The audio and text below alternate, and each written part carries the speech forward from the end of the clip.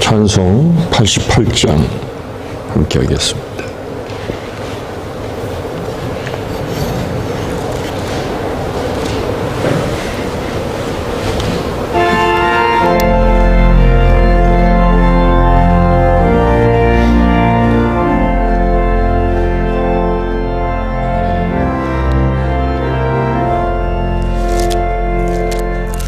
내 진정 사모하는 친구가 되시니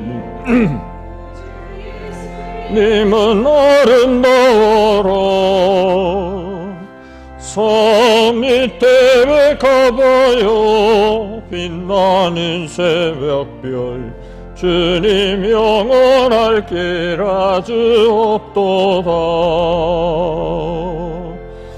내 맘이 아플 적에 큰 위로 되시며 나 외로울 때 좋은 친구라.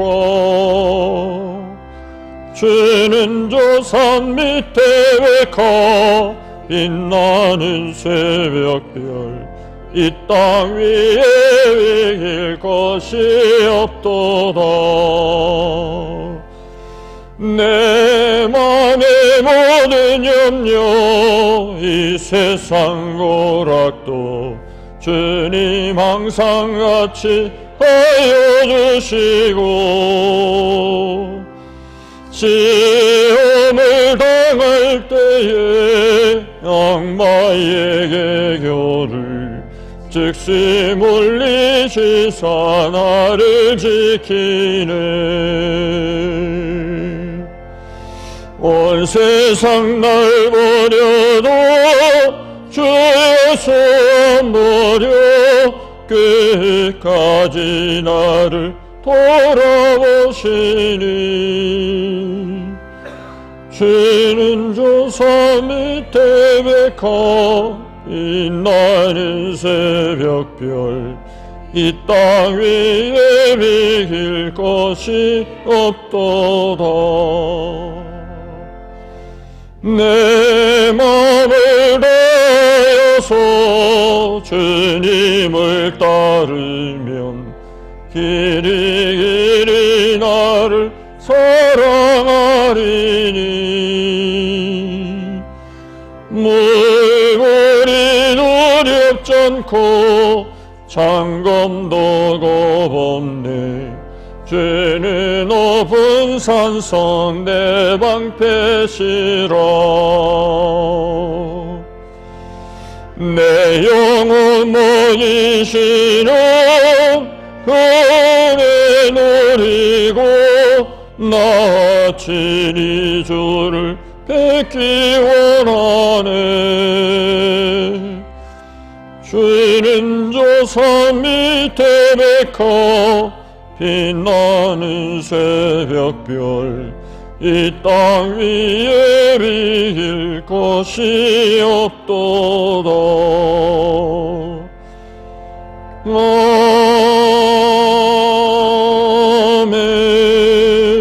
아멘. 예수님의 오심을 기다리는 대강절이 시작되었습니다. 이 시간 다 같이 함께 묵도하심으로 11월 마지막 주일 예배를 하나님 앞에 드리겠습니다.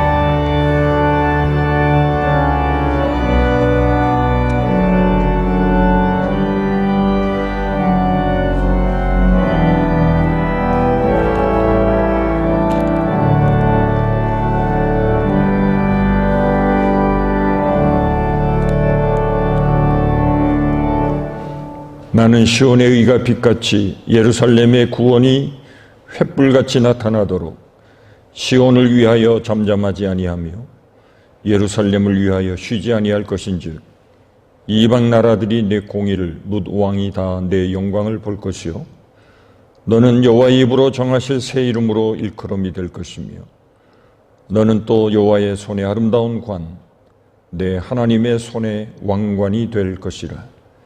주께서 강림하사 우리가 생각하지 못한 두려운 일을 행하시던 그때에 산들이 주 앞에서 진동하여 싸우니 주 외에는 자기를 낭망하는 자를 위하여 이런 일을 행한 신을 옛부터 들은 자도 없고 귀로 들은 자도 없고 눈으로 본 자도 없었나이다. 아멘.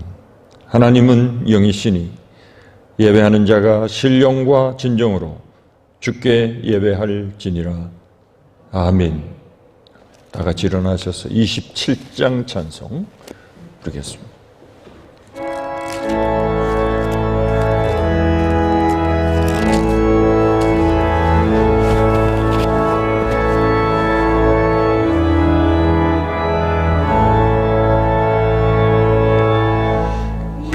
빛나고 높은 보좌와 그 위에 앉으신 주 예수 얼굴 영원히 해같이 빛나네. 해같이 빛나네. 지극히 높은 위엄과 한없는 자비를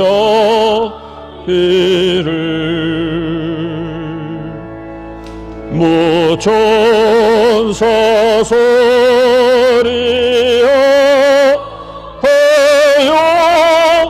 늘 찬송 드리네.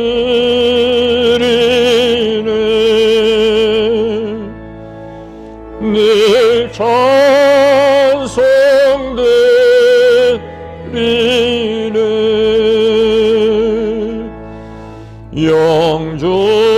영적을 나를 살리려 그 영광 떠나서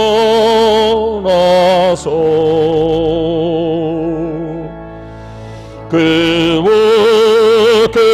부끄러운 십자가 날 위해 지셨네. 날 위해 지셨네. 나의 이제 생명이 있음은 주님의 은혜요.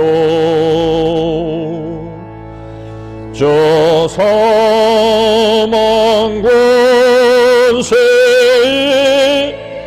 비는 큰 기쁨 넘치네. 큰 기쁨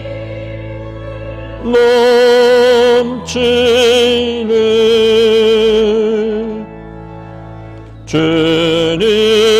주님의 보좌에 있는데 천한 몸이 이르러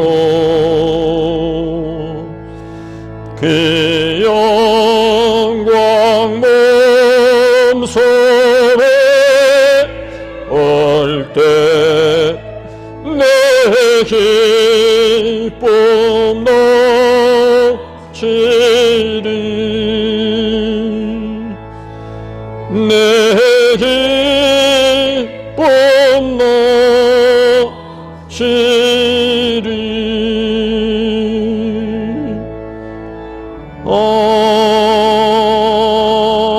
아멘.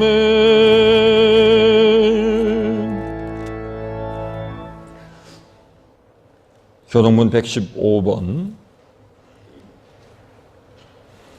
구주 강림 주일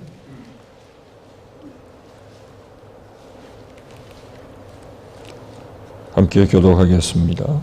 성문으로 나아가라 나아가라 백성이 올 길을 닦으라 큰 길을 수축하고 수축하라 돌을 제하라 만민을 위하여 기치를 들라 여호와께서 땅 끝까지 선포하시되 너희는 딸 시온에게 이르라 보라 내 구원이 이르렀느니라 보라 상급이 그에게 있고 보응이 그 앞에 있느니라 하셨느니라 사람들이 너를 일컬어 거룩한 백성이라 여호와께서 구속하신 자라 하겠고 또 너를 일컬어 찾은 바 된 자요 버림받지 아니한 성읍이라 하리라 선지자 이사야의 책에 쓴 바 광야에서 외치는 자의 소리가 있어 이르되 너희는 주의 길을 준비하라 그의 오실 길을 곧게 하라 모든 골짜기가 메워지고 모든 산과 작은 산이 낮아지고 굽은 것이 곧아지고 험한 길이 평탄하여질 것이요 모든 육체가 하나님의 구원하심을 보리라 함과 같으니라. 아멘. 사도신경 우리 신앙 고백 함께 하겠습니다. 나는 전능하신 아버지 하나님 천지의 창조주를 믿습니다. 나는 그의 유일하신 아들 우리 주 예수 그리스도를 믿습니다. 그는 성령으로 잉태되어 동정녀 마리아에게서 나시고 본디오 빌라도에게 고난을 받아 십자가에 못 박혀 죽으시고 장사된 지 사흘 만에 죽은 자 가운데서 다시 살아나셨으며 하늘에 오르시어 전능하신 아버지 하나님 우편에 앉아 계시다가 거기로부터 살아있는 자와 죽은 자를 심판하러 오십니다. 나는 성령을 믿으며 거룩한 공교회와 성도의 교제와 죄를 용서받는 것과 몸의 부활과 영생을 믿습니다. 아멘.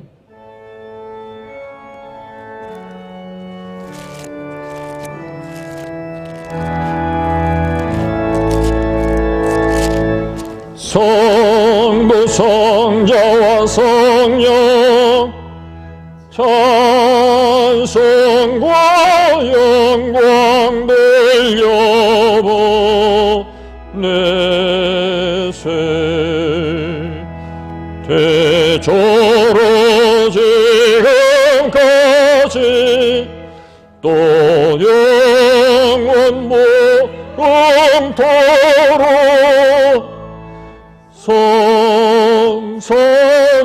성삼위께 영광 영광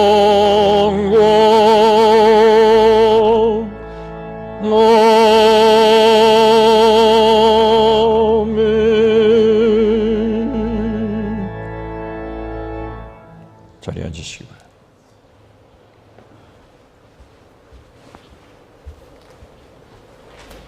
하늘에 계신 하나님 아버지, 우리를 언제나 불꽃 같은 눈으로 지켜주시는 주님 늘 감사드립니다. 아버지. 이 자리에 모인 임마누엘 성도님, 하나님께 드리는 이 예배가 귀하고 복된 예배 되게 하시고 주여. 신령과 진정의 예배, 하나님이 임재하시는 예배, 주여. 하나님이 기뻐하는 예배 되게 우리와 함께 하여 주시옵소서. 아멘. 우리가 사랑하는 가족, 부모, 형제, 친구, 친척, 우리의 주위에는 누군가 하나님을 영접하지 않는 사람이 있습니다. 아버지. 우리는 오랜 세월 하나님을 섬기고 변화되는 그리스도인의 삶을 살려고 노력하지만 그 그리스도인의 삶이 너무 미미하여 내 자신도 잘 모르고 주위 사람들도 또한 잘 모릅니다. 네, 그렇죠. 우리가 온전히 변화되는 그리스도인의 삶을 살 수만 있다면 우리의 주위에 믿지 않는 사람들이 우리를 보고 하나님을 영접할 수 있을 텐데 주여. 하나님 도와주시옵소서. 네, 그렇죠. 거룩하고 신실한 그리스도인에게 하옵소서. 아멘. 착한 그리스도인에게 하시고 주여. 정직한 그리스도인에게 하옵소서. 아멘. 베풀고 나누며 살게 하시옵소서. 네, 그렇죠. 하나님 아버지 하나님, 우리에게 지혜와 총명도 주옵소서. 네, 그렇죠. 이같이 너의 빛을 사람에게 비추게 하여 너희로 너희 착한 행실을 보고 하늘에 계신 너희 아버지께 영광을 돌리게 하라. 네, 그렇죠. 목자가 100마리의 양 중에 잃어버린 한 마리의 양을 찾으려고 밤과 낮을 찾고 또 찾고 애타는 마음으로 애타는 심정으로 고생하여 잃어버린 한 마리의 양을 찾았을 때 그 기쁨 너무 기뻐 온 동네 사람들을 불러 큰 잔치를 한 목자. 하늘에 계신 하나님은 한 영혼이 하나님을 영접하면 이보다 더 기뻐하실 텐데 하나님 우리에게 명하신 말씀 오직 성령이 너희에게 임하시면 너희가 권능을 받고 예루살렘과 온 유대와 사마리아와 땅끝까지 이르러 내 증인이 되리라 말씀하신 말씀 감당할 수 있도록 우리에게 능력을 주옵소서. 아버지. 강하고 담대한 믿음을 주옵소서. 아멘. 성령의 불을 우리에게 주시옵소서. 아멘. 우리 임마누엘 성령님의 기도 제목이 있습니다. 아버지. 불쌍한 가교환인데 너무 긴 시간 동안 고마했습니다. 2022년이 가기 전에 깨워주시옵소서. 아버지. 회복하여 주시옵소서. 아멘. 우리에게 기적을 보여주시옵소서. 아멘. 고난과 시험 뒤에는 반드시 기쁨과 축복이 있습니다. 아버지. 축복을 주시옵소서. 아멘. 간 위에 세우신 강 목사님, 아버지. 하나님의 말씀 전할 때 은혜 받게 하시고 아멘. 능숙한 그리스도인에게 하옵소서. 아멘. 주님은 우리와 약속했습니다.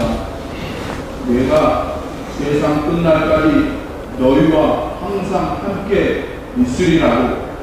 아버지. 예수 그리스도의 이름으로 기도드립니다. 아멘. 아멘.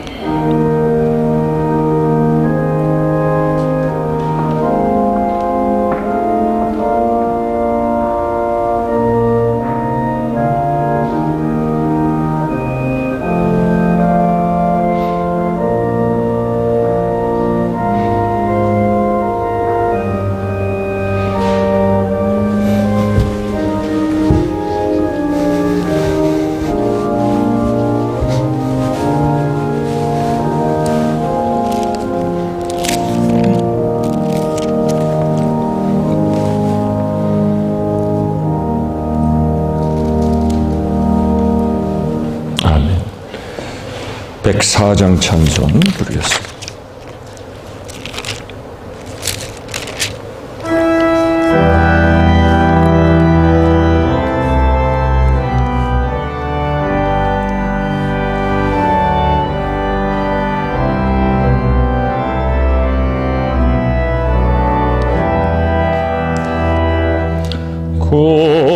고도소서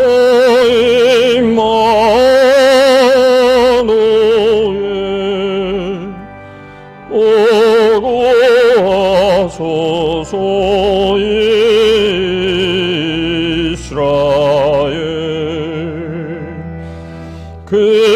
포로 생활고 달파 메시아 기다립니다.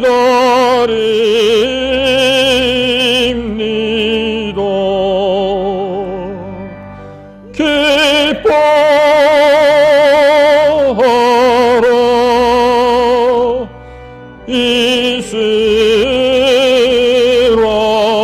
이스라엘 곧 오시리요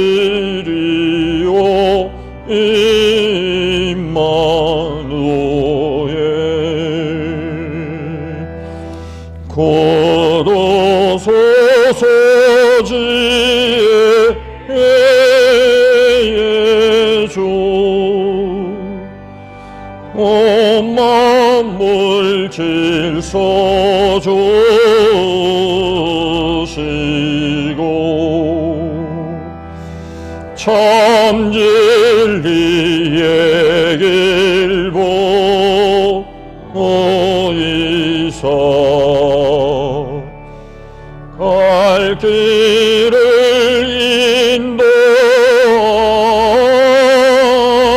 인도하소서.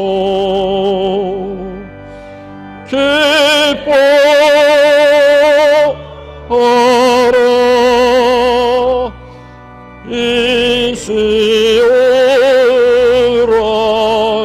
이스라엘 곧 오시리요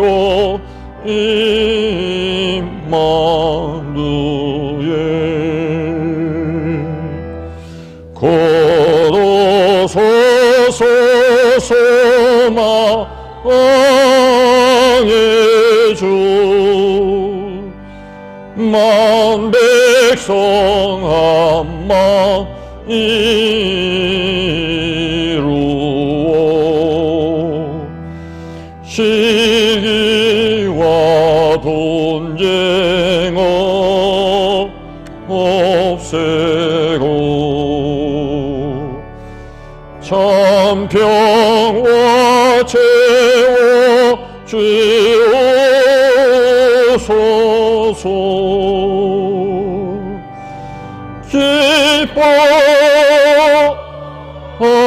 기뻐하라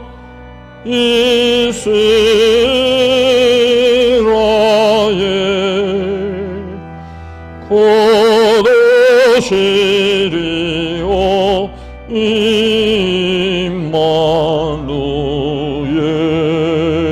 임마누엘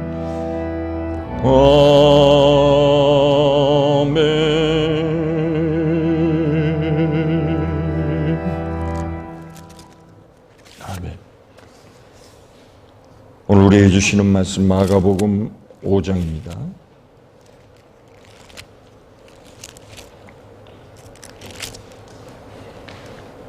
마가복음 5장 21절부터 34절까지 말씀 봉독하겠습니다. 다 같이 일어나셔서 하나님의 말씀을 받겠습니다. 예수께서 배를 타시고 다시 맞은편으로 건너갔으니 큰 무리가 그에게로 모이거늘 이에 바닷가에 계시더니 회당장 중에 하나인 야이로라 하는 이가 와서 예수를 보고 발 아래 엎드려 간곡히 구하여 이르되 내 어린 딸이 죽게 되었사오니 오셔서 그 위에 손을 얹으사 그로 구원을 받아 살게 하소서 하거늘 이에 그와 함께 가실새 큰 무리가 따라가며 애워싸 밀더라. 12해를 혈루증으로 알아온 한 여자가 있어 많은 의사에게 많은 괴로움을 받았고 가진 것도 다 허비하였으되 아무 효험이 없고 도리어 또 중하여 졌던 차에 예수의 소문을 듣고 무리 가운데 끼어 뒤로 와서 그의 옷에 손을 대니 이는 내가 그의 옷에만 손을 대어도 구원을 받으리라 생각함 일러라. 이에 그의 혈루 근원이 곧 마름에 병이 나온 줄을 몸에 깨달으니라.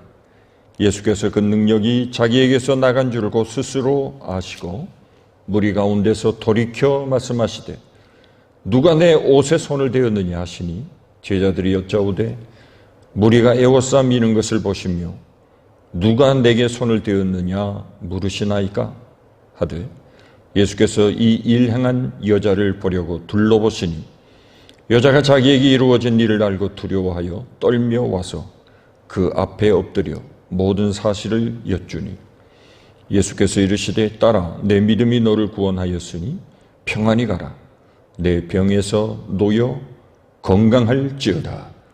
아멘. 하나님의 말씀입니다. 앉으시기 바랍니다. 마가복음 5장 1절부터 20절까지 있는 말씀을 잘 이해하시면 마귀에 관한 모든 개론적인 이해를 할 수 있으리라고 생각을 합니다.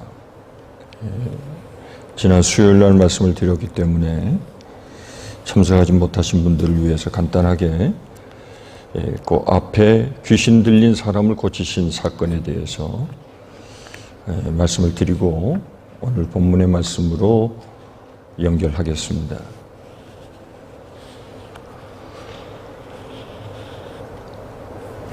2절에 있는 말씀 5장 예수님께서 무서운 풍랑을 잔잔하게 하시고 이제 드디어 거라사 지방에 도착하셨습니다. 배에서 나오시자마자 곧 더러운 귀신 들린 사람이 무덤 사이에서 나와 예수를 만나니라 이렇게 기록되어 있습니다.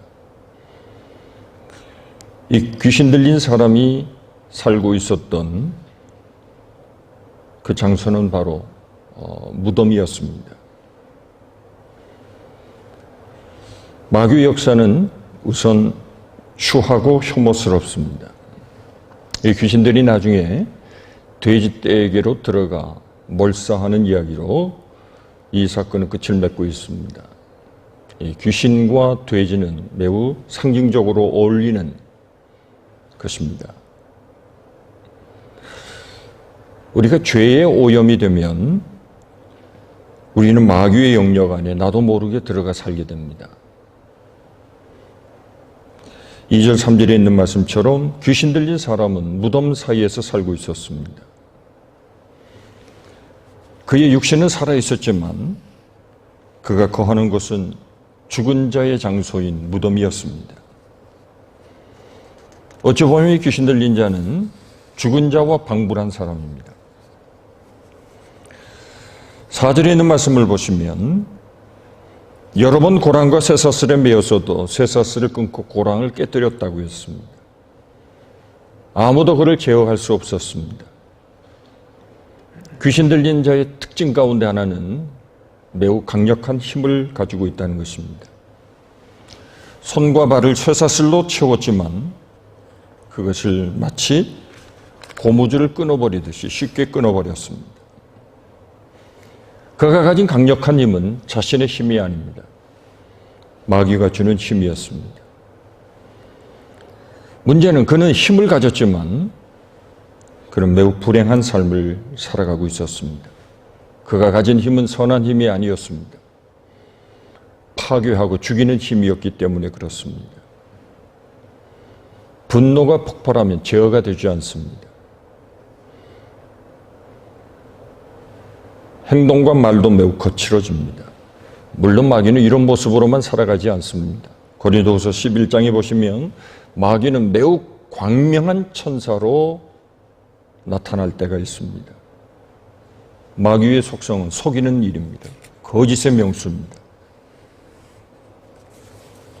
5절을 보시면 무덤 사이에서나 산에서나 늘 소리를 지르며 돌로 자기의 몸을 해치고 있었더라 그랬습니다. 자기의 몸을 해쳤습니다. 인간은 존엄한 존재입니다. 하나님의 형상대로 지음받은 존재이기 때문에 그렇습니다. 그러나 마귀의 역사는 결국 파괴하고 죽이려는 생각밖에 없습니다. 자해는 그 이상의 자살로까지 이어질 수 있습니다. 우리가 하나님의 은혜를 받으면 생명의 소중함을 깨닫게 됩니다. 이것은 내 것이 아니라 하나님께로부터 왔기 때문에 그렇습니다. 그래서 자신을 존귀하게 여깁니다. 15절을 보시면 예수께 이르러 그 귀신 들렸던 자, 곧 군대 집혔던 자가 옷을 입고 정신이 온전하여 앉은 것을 보고 두려워하더라 하셨습니다. 이것을 보면 그 전에 이 사람은 옷을 입지 않았을 것을 암시하는 말씀으로 볼 수 있습니다. 그는 옷을 걸치지도 않고 온몸이 벗은 채로 돌아다녔습니다. 그럼에도 부끄러워하지 않았습니다. 인간은 죄를 지으면 부끄러워하게 됩니다. 숨을 곳을 찾습니다. 사람의 눈을 피하려고 합니다. 그러나 귀신에게 붙잡히면 이러한 모든 의식과 양심에게까지 마비 현상이 나타납니다.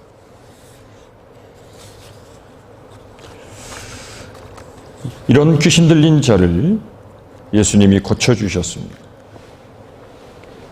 그가 예수님을 따르겠다고 말합니다. 자신이 온전케 되어 새로운 삶을 살게 되었으므로 이제부터는 주님의 제자처럼 주님을 따르겠다고 주님께 간구했습니다. 19절에 보시면 예수님은 허락하지 않으셨습니다.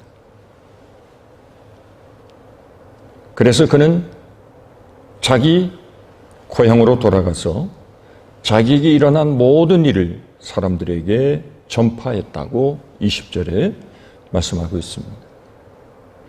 예수님은 그가 주님을 따르는 제자로서 살아가기를 원했습니다. 진정한 주님의 제자는 이처럼 주께서 행하신 일을 모든 사람들에게 증거하고 전파하는 사람입니다. 이어서 21절에 보시면 오늘 본문에 있는 말씀이 기록이 되어 있습니다. 21절부터 24절까지 회당장 야이로의 딸에 관한 이야기가 잠깐 등장합니다. 그러다가 갑자기 이 이야기가 다른 사건으로 바뀌어집니다. 25절부터 34절까지는 12해를 혈루증으로 앓고 있던 그 여인을 예수님께서 고쳐주시는 사건이 마치 샌드위치처럼 끼워져 있습니다.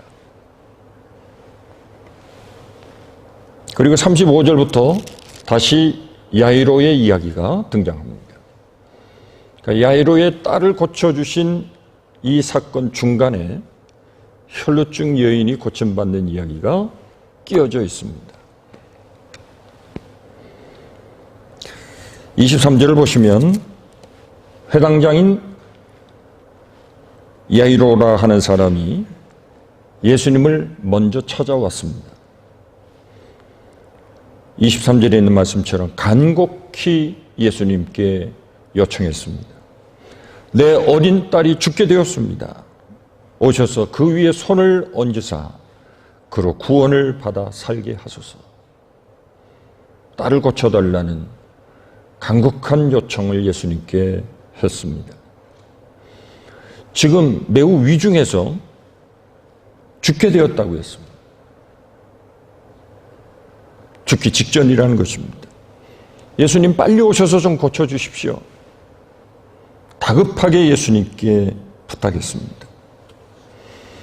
예수님은 그 긴박한 상황을 이해하시고 그가 원하는 대로 회당장이었던 야이로의 집으로 향해 가셨습니다. 24절에 보시면 큰 무리가 따라가며 애워 싸 밀더라. 이 말씀에 일단 주목을 하셔야 됩니다. 너무도 많은 사람들이 예수님을 따라가면서 수많은 군중들이 서로 애워싸 밀고 밀리는 상황이 벌어지고 있었던 겁니다.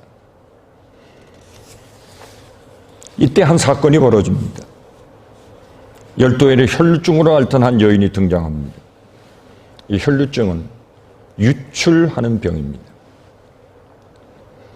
비정상적인 피를 계속 유출하는 병입니다.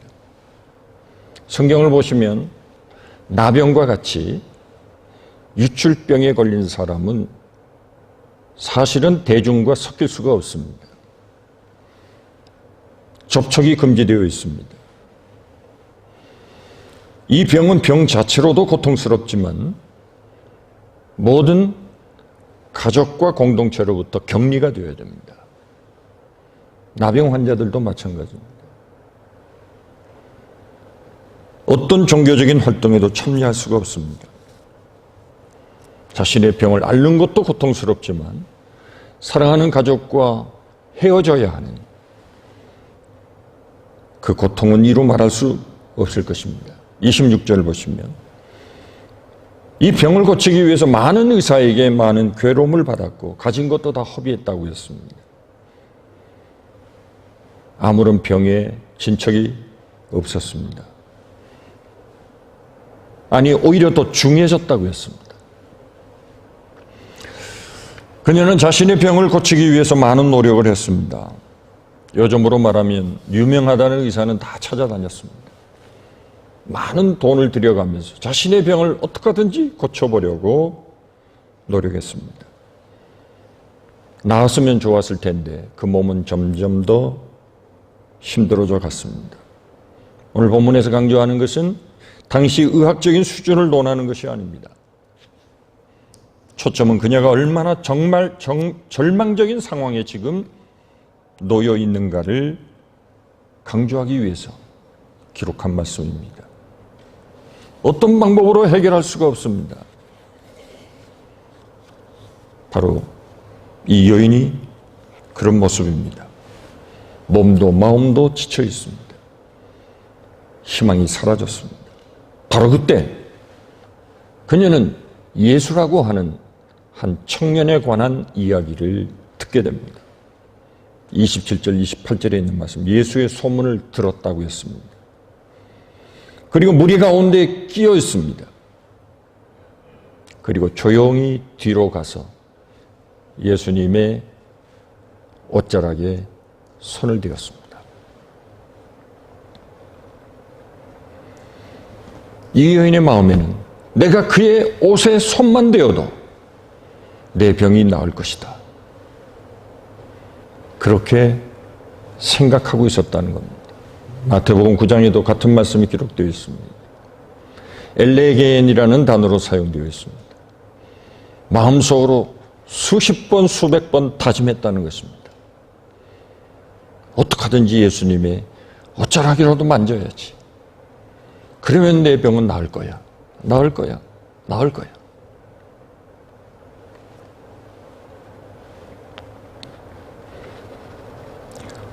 예수님에 대한 소문이 상당히 넓게 퍼져 있었습니다.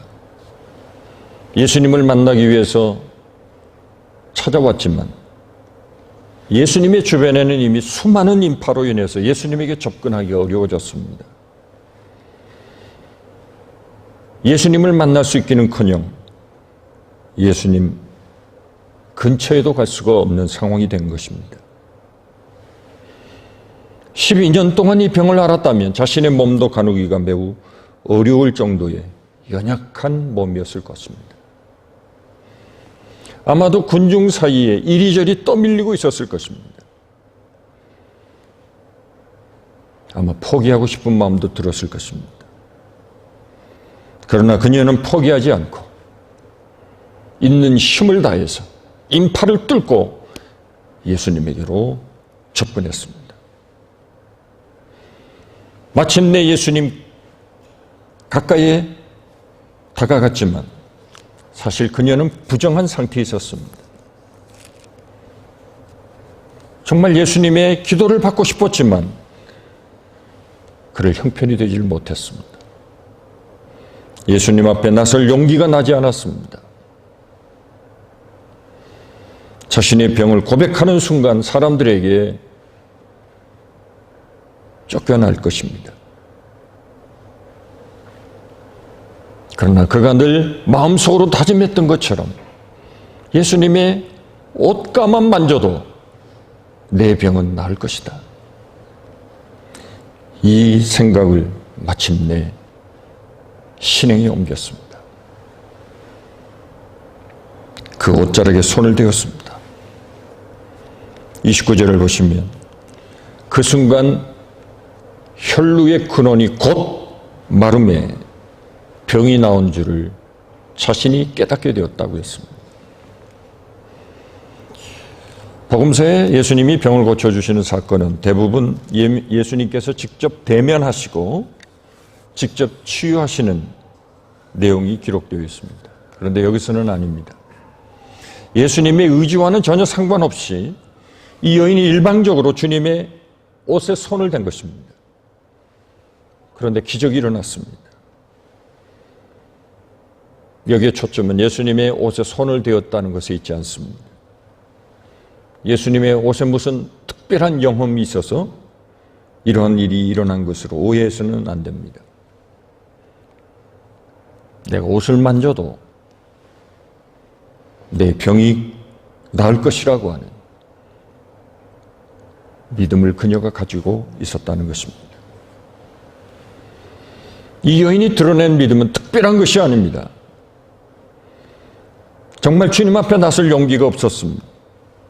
뒤에서 은밀하게 살짝 옷을 만졌을 뿐입니다. 매우 소극적인 태도였습니다. 소경 바디메오와 같이 다윗의 자손 예수여 나를 불쌍히 여기소서 소리를 지르며 예수님께로 달려간 것이 아닙니다. 한 여인의 이 소극적인 모습이었지만 내 손이 예수님의 옷에 닿으면 내 병은 나을 것이라고 하는 그의 믿음이 그 안에 자리 잡고 있었습니다.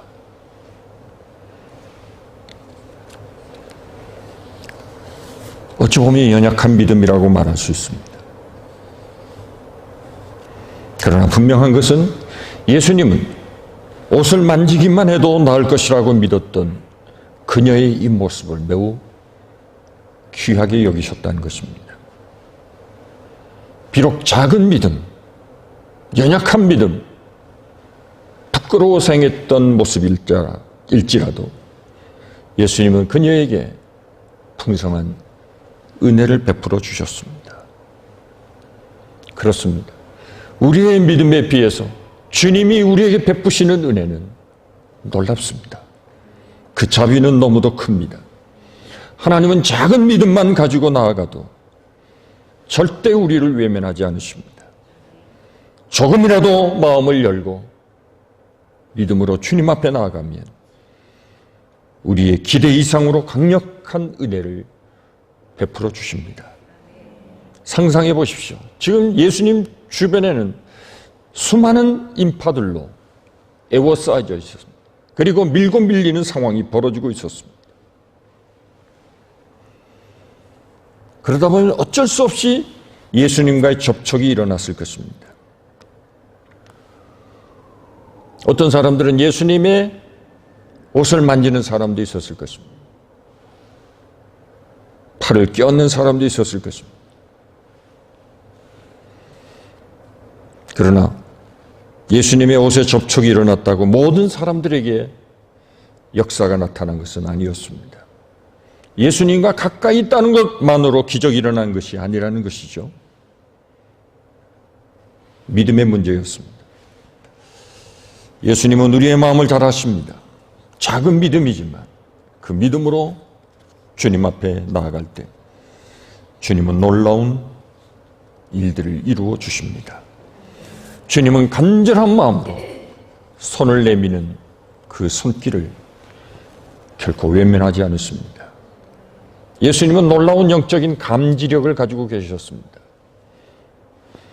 당신의 옷에 손을 대는 자와 그저 예수님을 호기심으로 만지는 자의 손을 구별해 내셨습니다. 30절을 보시면 이 여인이 만지는 순간 예수님에게서 능력이 빠져나가는 것을 예수님이 아셨다고 했습니다. 오늘도 많은 사람들이 주님께 나오지만 우리의 마음이, 우리의 모습이 어떤지를 주님은 너무도 잘 아십니다. 우리는 죄로 인해 정상적인 사람들이 아니었습니다. 넘어지고 깨어지고 망가진 인생을 살아왔습니다. 그런데 어느 날 예수님을 찾고 싶은 마음이 생겼고, 그리고 주님의 인도하심으로 주님께 나와왔습니다. 예수를 믿어야 살 것 같고 기도할 줄 몰랐지만 나를 살려달라고, 나를 이대로 버려두지 마시라고 예수님께 외치고 소리쳤습니다. 예수님은 그런 마음으로 당신 앞에 나온 자들을 결코 외면하지 않으십니다. 주님을 진정으로 찾는 것만으로도 충분합니다.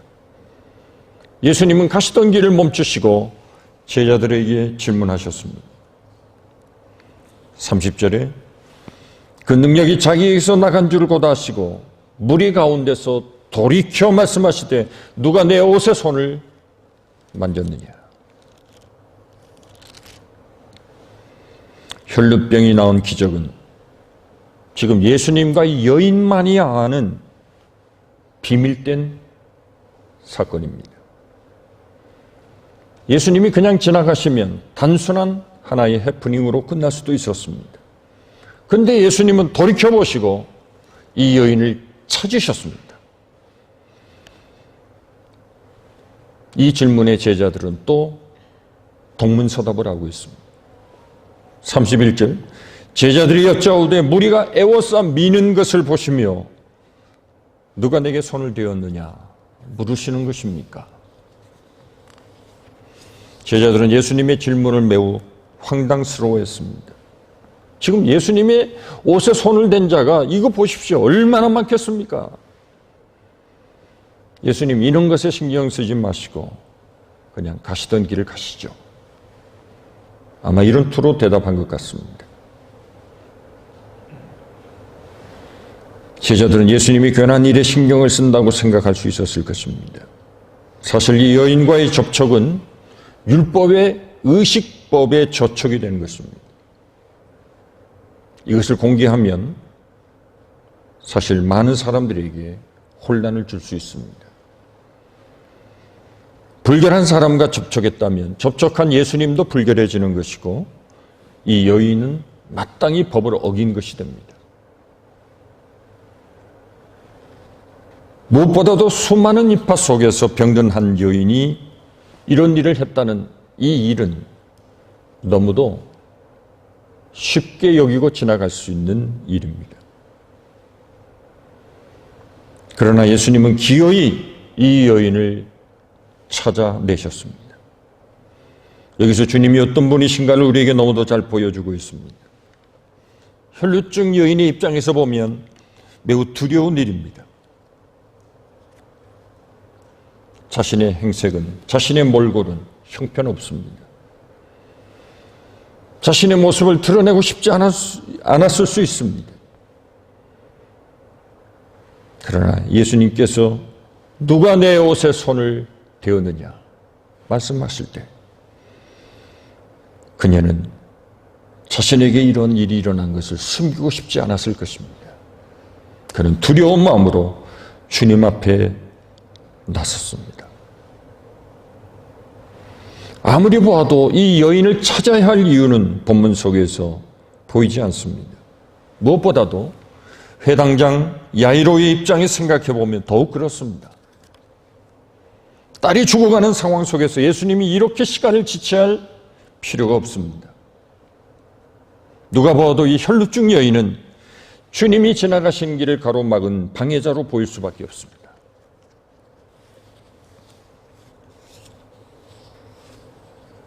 사역을 하다 보면 의외의 사건이 끼어들 때가 있습니다. 바쁜데 갑자기 예기치 않은 일이 벌어질 때가 있습니다. 가끔 바쁜 걸음을 하고 있는데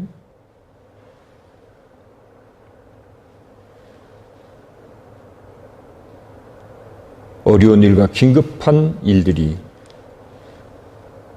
우리의 걸음을 잡아놓을 때가 있습니다. 예수님에게도 사람이 밀고 들어왔습니다. 사역에 쉼이 없었습니다. 이런 일쯤은 무시하고 지나가셔야 됩니다. 지금 야이로의 집에 가야 하는 바쁜 상황이 있습니다. 또 선약이 되어 있습니다. 본문의 사건을 표면적으로 보면 혈류증 여인이 끼어든 사건입니다. 그리고 야이로의 딸의 치유를 지체시키고 있는 일입니다. 그러나 주님은 물러서지 않고 이 여인을 마침내 찾아내셨습니다. 예수님은 하나의 사건, 한 영혼의 문제라도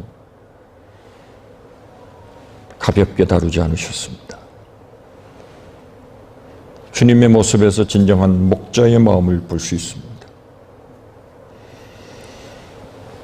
이 사건에서 치유보다 더 중요한 것은 그리스도가 누구이신가를 아는 것입니다. 폭풍을 잔잔케 하신 사건도 마찬가지입니다. 도대체 저가 누구기에 바람과 파도도 저의 말에 순종하는가? 예수님을 단순히 능력을 행하시는 능력자 정도로 보면 안 됩니다. 예수님은 완전한 구원자이십니다. 한 여인의 애끓는 소원을 소홀히 여기지 않으셨습니다.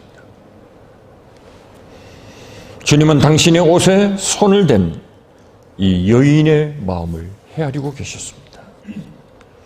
지난 세월 동안 그 여인이 겪었던 아픔이 얼마나 큰가를 알고 계셨습니다. 제자들은 주님의 마음을 이해할 리가 없습니다. 제자들에겐 별로 관심이 없는 일이었습니다. 그러나 예수님은 다르셨습니다. 이 여인의 병이 나은 것만으로 만족하지 않으셨습니다. 직접 대면하여 만나기를 원하셨습니다. 영혼을 돌보는 일은 눈과 눈을 마주치고 마음과 마음이 마주치는 대면이 있어야 합니다. 주님은 한 영혼의 인격에 다가가시는 분이십니다. 그녀의 상처 입은 마음까지, 지나온 세월 그 마음에 쌓여있던 아픔과 슬픔을 만져주시기를 원했습니다. 기적만 체험하고 떠나버리는 것은 진정한 치유라고 말할 수 없습니다. 우리가 잘 아는 유명한 정신과 의학자며 신학자였던 폴 투르니에는 질병은 치료하지 말고 환자를 치료하라 라고 말했습니다. 질병을 치료하지 말고 환자를 치료하라. 육체적인 병보다 그 병으로 인하여 마음과 영혼이 피폐해져 있는 그 환자의 전인적인 치료가 필요하다는 것입니다. 삶은 그렇게 단순하지 않습니다. 주님은 육체적인 치료가 전부라고 생각하지 않으셨습니다. 그래서 34절을 보시면 예수께서 이르시되 딸아 내 믿음이 너를 구원하였으니 평안히 가라. 이제는 두려워하지 말라. 이제는 평안한 삶을 살아라. 이제 내 병에서 놓여 건강해져라. 주님은 군중 속에 있는 여인을 찾아내시고 이 여인을 향하여 따뜻한 음성으로 그녀가 행한 아름다운 신앙의 고백을 칭찬하셨습니다. 어떤 다른 것도 요구하지 않으셨습니다. 단지 그녀가 가졌던 이 아름다운 믿음을 칭찬하셨습니다. 딸아, 내가 가진 믿음은 참으로 아름다운 것이구나. 너의 이 믿음이 너의 운명을 바꾼 것이야.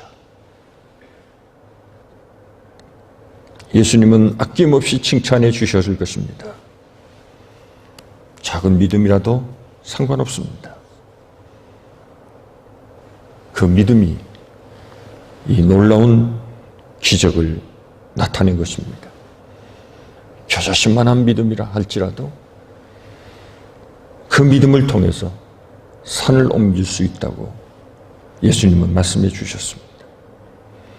병이 나았다고 끝이 아니었습니다. 예수님은 진정으로 그 여인의 아픈 상처를 보담아 주시기를 원하셨습니다. 그 예수님의 따뜻한 품으로 안아주셨을 것입니다.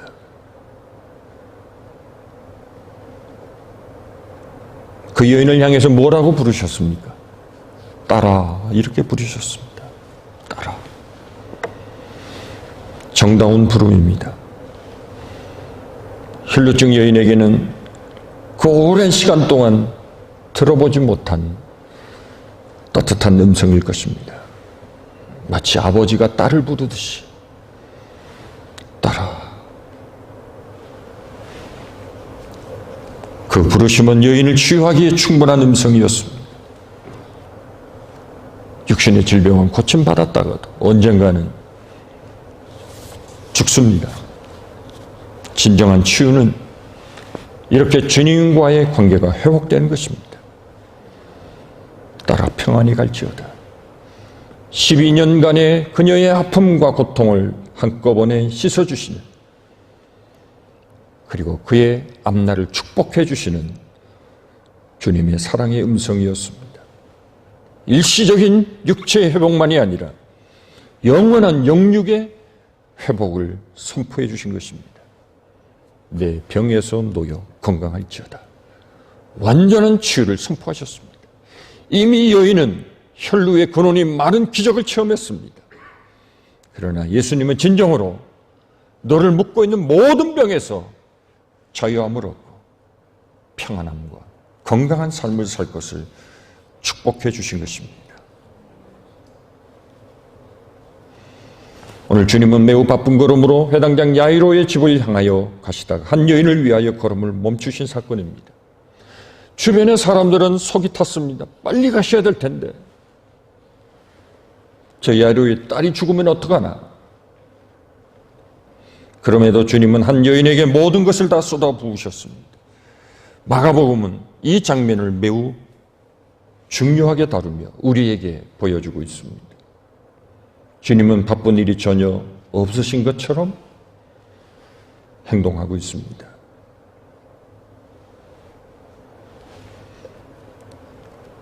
바쁜 상황에서도 기어이 여인을 찾아내어 안아주시고 회복을 선포해 주신 것입니다. 여러분, 우리도 주님을 닮아야 하지 않을까요? 이번 연말 한 해 동안 바쁘게 살아왔던 우리의 걸음을 잠깐 멈추고 우리의 주변을 한번 살펴보는 것은 어떨까요? 우리 주변에 소외된 한 영혼은 어디에나 있을 수 있습니다. 주님의 그 사랑을 베풀 수 있다면 예수님께서 얼마나 기뻐하시겠습니까?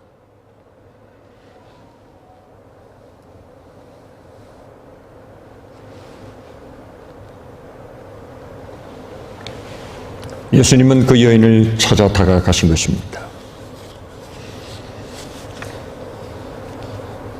그 여인이 주님을 찾은 것 같지만 사실은 주님이 그 여인을 찾아내신 것입니다. 이 여인을 향해 말씀하셨던 주님의 놀라운 사랑과 복음의 선포가 우리 모두에게도 동일하게 선포될 수 있기를 간절히 축복합니다.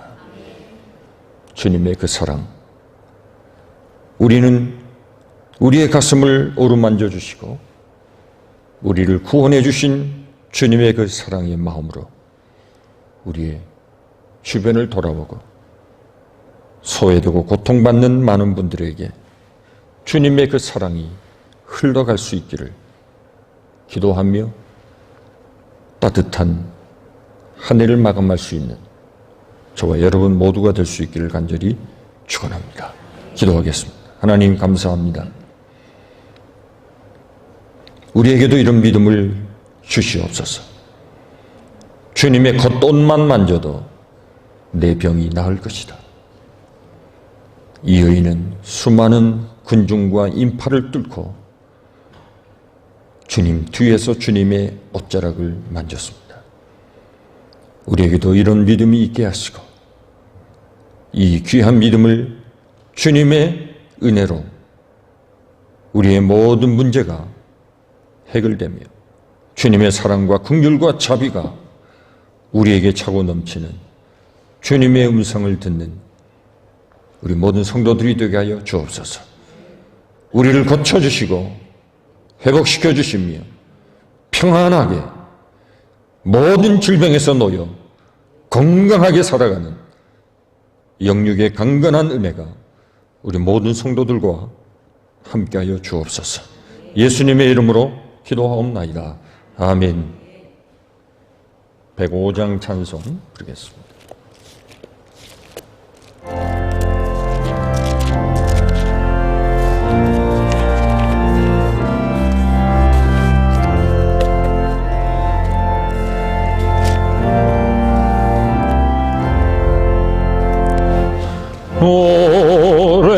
오랫동안 기다리던 주님 강림하셔서 죄의 매인 백성들을 자유롭게 하시네. 주는 우리 소망이요 힘과 위로 되시니 오래 기다리던 백성 많은 복을 받겠네. 모든 백성 구하려고 임금으로 오시니 영원토록 우리들을 친히 다스리시네.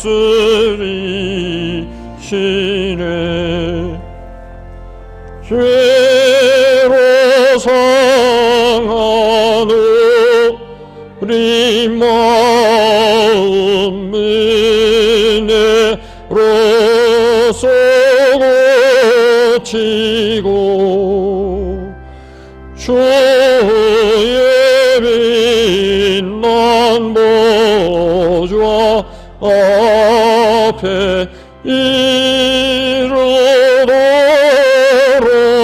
하소서.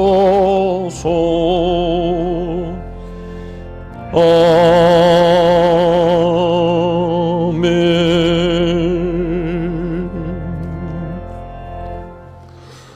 드린 예물 하나님 앞에 봉헌하겠습니다.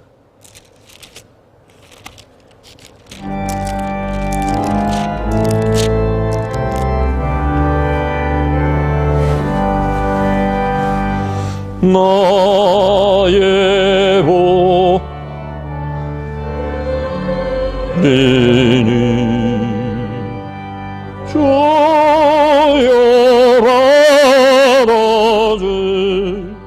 받아주셔서 나라 위하여 주 뜻대로 쓰소서.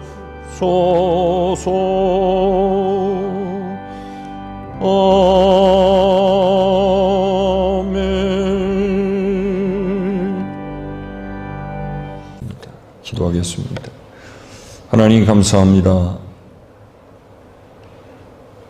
지나간 한 주간도 하나님 은혜 가운데 살게 하시고 또 지나간 2022년 11달을 하나님 은혜 가운데 살게 하신 것을 감사합니다. 이제 한 달여 남은 2022년도를 하나님의 은혜를 돌이켜 감사하며 주 앞에 받은 바 사명을 다시 한번 우리들 마음 가운데 부릴듯 새롭게 하시며 주님의 뜻을 위하여 부름받은 하나님의 귀한 자녀로 주님 앞에 더 수고하고 헌신하며 충성하여 하나님 나라의 일꾼으로서의 사명을 더 잘 감당하는 우리 모든 성도들이 다 되게 하여 주옵소서. 하나님 앞에 정성으로 드린 손길들 주님이 기억하여 주시고 성경에 기록한 말씀 그대로 저들의 모든 일들과 저들의 삶의 계획이 하나님의 뜻 안에 아름답게 성취되게 하시고 더 많은 주의 복을 받아 더 주 앞에 헌신하는 하나님의 귀한 자녀들의 복된 삶이 되도록 축복해 주시옵소서. 귀한 예물을 주님 앞에 바칩니다. 받으시고 축복해 주시고 주의 뜻을 위하여 복음의 전파와 주의 나라 확장을 위하여 더 귀하고 더 능력 있게 쓰임받는 하나님의 기뻐하시는 예물로 흠양하여 주옵소서. 꽃꽂이를 통하여 주의 재단에 아름답게 장식한 손길을 축복해 주시고 그의 손으로 하는 모든 것에 하나님의 영광과 주의 뜻이 증거되게 하옵소서. 하나님 앞에 헌신하는 모든 성도들 예배를 위하여 준비하며 수고한 손길들 주님이 기억하여 주시고 우리 임마누엘 교회 가운데 하나님의 놀라운 주의 복이 임하게 하여 주옵소서. 육신적으로 연약하신 분들 위해 하나님의 놀라운 은혜와 강건의 복을 허락하여 주옵소서. 마음의 어려움으로 힘들어하는 믿음의 식구들이 있다면 주님이 주시는 하늘의 평안으로 저들의 마음과 생각을 다스려 주옵소서. 하나님 앞에 드려진 이 모든 것을 주님이 받으시고 주님의 크신 영광이 드러나게 하옵소서. 감사드렸고 예수님의 거룩하신 이름으로 축복하며 봉헌 기도 드리옵나이다. 아멘.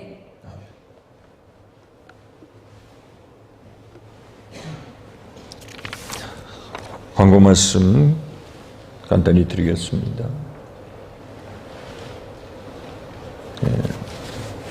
우리 최양 권사님 많이 회복되셨지만 완전히 회복되길 위해 계속 기도해 주시기 바랍니다. 제 기정 전도사님은 이번 주로 사임을 하게 됩니다. 그간의 사역에 감사를 드립니다. 찬양팀을 이제 하려고 하는데요. 함께 해주시는 여러분들이 좀 많이 자원해 주시면 감사하겠습니다. 우리 방 장로님께 말씀해 주시고 다음 주부터 좀 시작을 해주시면 좋겠습니다. 만일 자원을 안 하시면 이렇게 장로님이 이렇게 강제로 좀 부탁을 해 주시면 감사하겠습니다. 우리 이동호 성도님 또 이렇게 오랜만에 뵙사 너무 반갑고 감사합니다. 건강한 모습으로 뵈서 감사드리고요. 우리 다 같이 일어나셔서 성령 635장 부르시고 축도로 예배를 마치겠습니다.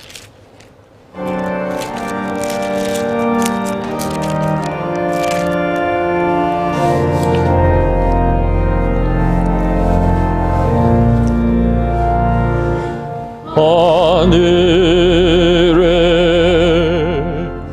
계신 아버지 이름 거룩하사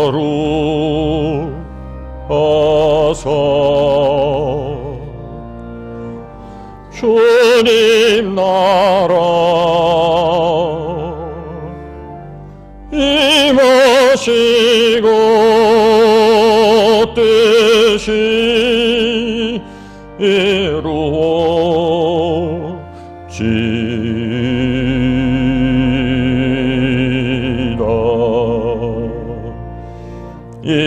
일용할 양식 주시고 우리들의 큰 죄 다 용서하옵시고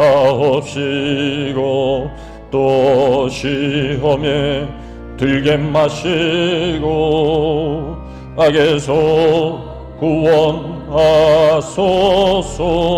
대개 주의 나라 주의 권세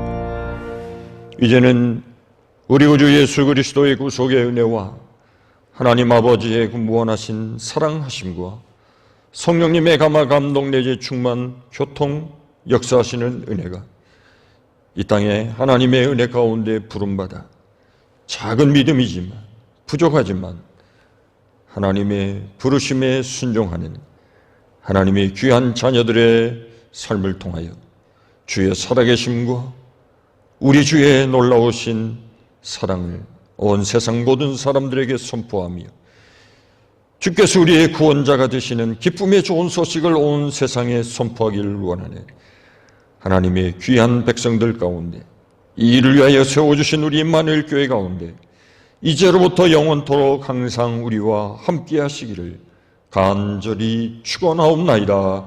아멘. 습니다. 어서서 이번 한 주간도 하나님의 은혜와 평강으로 살게 하옵소서. 주와 동행하는 복된 삶을 살게 하옵소서. 은혜로 충만하게 하시고 하나님의 기적이 우리의 삶의 일상이 되게 하옵소서.